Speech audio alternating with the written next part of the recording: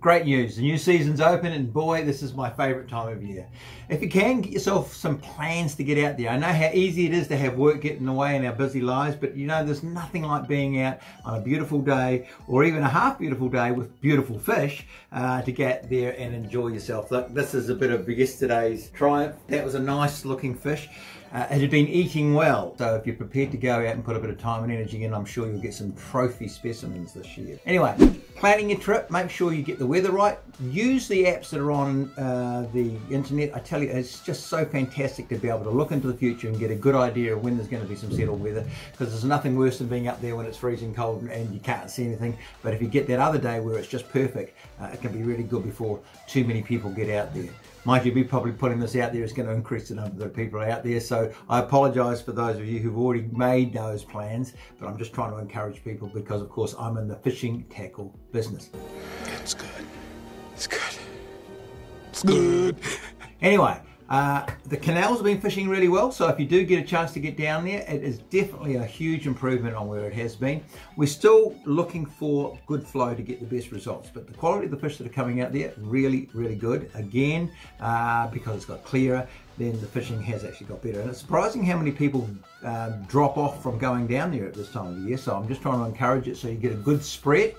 If you're getting too many fish, please let them go, because we are concerned to keep the numbers up and the quality up.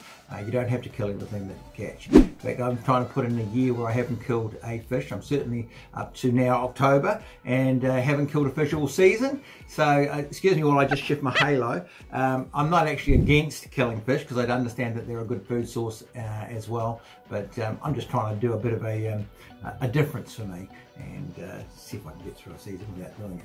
Anyway. Canals are good. It's good. Surf casting around the coast is getting pretty good as well. And again, you've got to dodge the weather to get the right sort of conditions. But elephant fish have come in close to spawn, and we're also getting good rig catches. I know that I've talked to several of my clients, and particularly north of the Banks Peninsula, up around Gore Bay and various other places like that. The fishing has become really quite good, and I know that I've talked to a few people who said there's a few egg sacs washing up on the beach south of the peninsula as well. So if you get a chance, get out there. Tell you, they're great eating and great sport, and you can put in a really interesting afternoon doing that. It's good.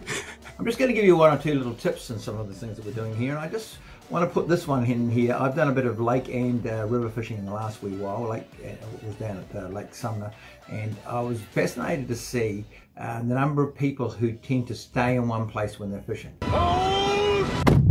Now the difficulty comes in that you cast out and you wind in and you get maybe a follow-up. You think, oh gee, I'm going to keep casting at that fish because I think that it'll come along and bite something. And sometimes it will, but my experience has been vastly that it won't. And you can waste a lot of time in water that's just the wrong kind of water. You wouldn't become a door-to-door salesman to walk up the same doorway over and over again, knock on the door and say, would you like to buy my product? And somehow when we're out fishing, we seem to forget this and we just keep casting and casting in the same place, or else we choose some place that really isn't quite right.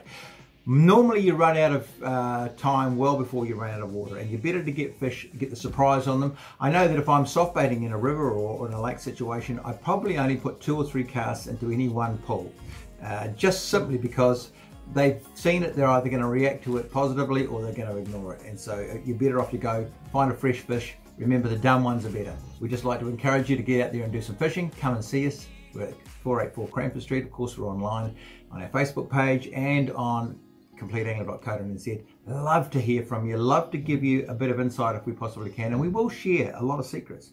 My interest is to make sure that you catch more fish.